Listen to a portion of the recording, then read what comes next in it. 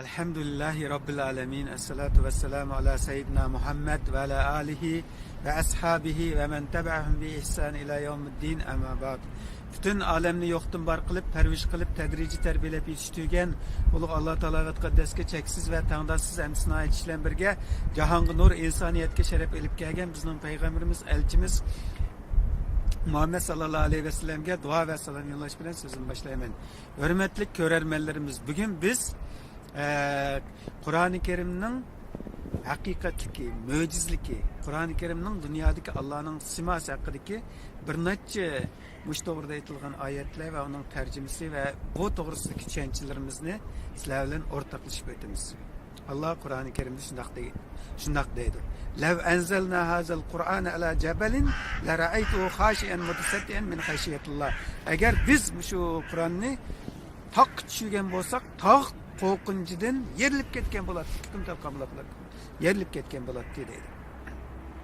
Yani Allah Kur'an-ı Kerim'de inna nahnu nazzalnahu zikra ve nahnu lahu lahafizun. Biz Kur'an'ı düşürdük. Kur'an-ı Kerim'i biz öz muhafazatimizde saklayımız. Hiç kim Kur'an-ı Kerim'e ziyankeşlik kılamaydı. Kur'an-ı Kerim'in çikit erip tavuşunu özgertenmeydi Allah.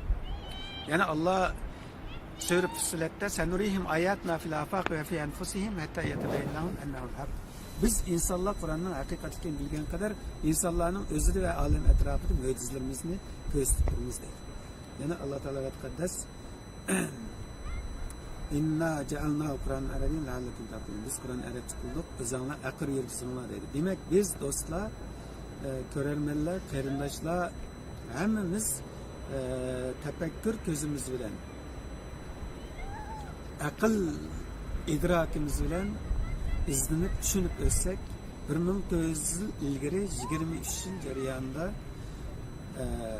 malaikalar 23 yıl içinde Muhammed Aleyhisselam'a nazil olan bu ilahi kitap destur 1900 yıldan bir tikte harfi özgermesden her bir harf tavuşu insaniyetinin baxtini sözlep hazır kadar özünün möcüzlik zamandan halkıgan dünyadaki bütün akıl bilim farasetninki cevherlik menbesilik rolunu oynayıp kelayotir.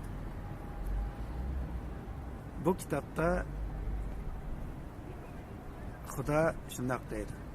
Alloh yadu ila darislam. Sizlarni Alloh tinchlikka chaqirdi. Tinchlik yurti bo'lgan jannatga chaqirdi. Bundan boshqa yana Xudo innamal mu'minun ikhwa. Bütün mo'minlarning hammasi bir qarindosh deydi.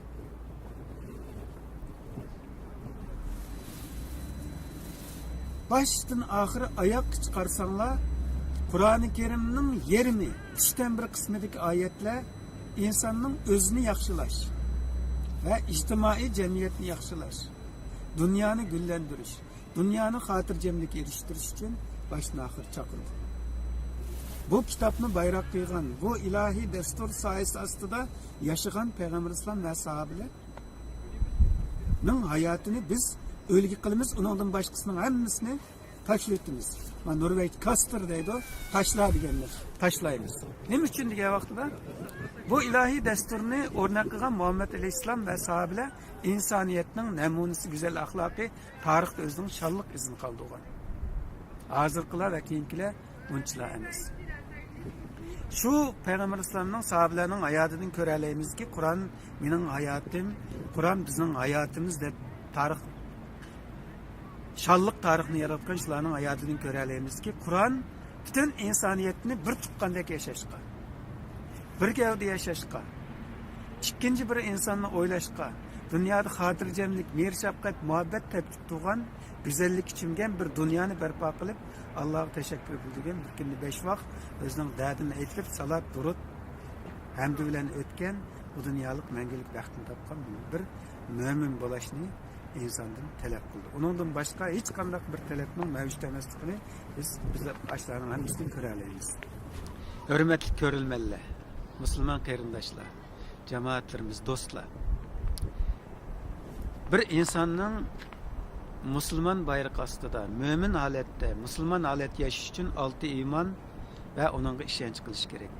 Onun birisi Allah'ın kitapları, Kur'an-ı Kerim işiniş gerek. Ondaqda biz özümüzden sonra bakayız. Biz işinemiz Kur'an-ı Kerim'de. Allah'ın nazil qilgan biz insoniyatning qiyomat kuniga dastur deb tushunamdik. Tushunmamdik.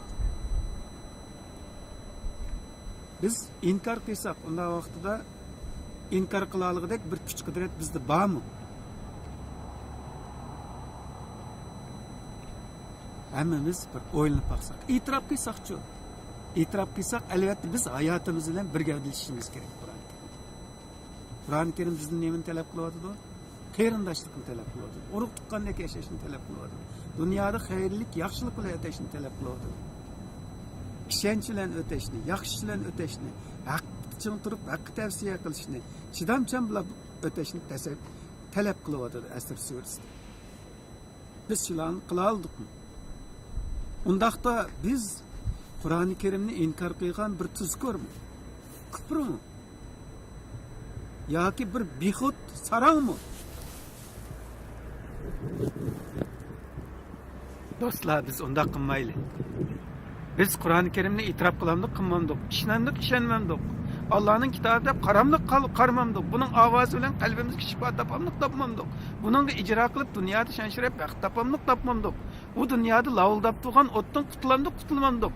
Mangulik yana bir dunyo bizga lozimmi, lozim emasmi? Buning uchun Allohning kitobiga eslish kerakmi, eslish kerak emasmi? Allah Qur'oni Karimda "Va'tasimu bihablillahi jami'an va la tafarraqu." Allohning kitobi bo'lgan Qur'oni Karimga hammanglar eslanglar, pochilinib ketmanglar, bo'linib ketmanglar deydi Alloh taolo aytqandas. Biz ittifoq Allohning og'antisi orqani Qur'oni Karimga esilib birga yazsak, nurg'un manfaatga erishmasmizmi? Foydaga erishmamdik. Onun aksicha biz qaysi bir zavolliqda yashamayapmiz. Shuning uchun qarindoshlar, Qur'oni Karimning har bir harfini o'qigandan keyinki bizga olib keladigan ma'naviy natijasi, ijtimoiy natijasi va boshqa nurg'un manfaatlarni biz sanab tugitib bilolmaymiz. Shuningga Qur'oni Karim bilan birga yassak demoqchi bo'laman. Alloh hammamizni shu xil ongga muvaffaq qilsin. Norgiya Oslo shahar markazi.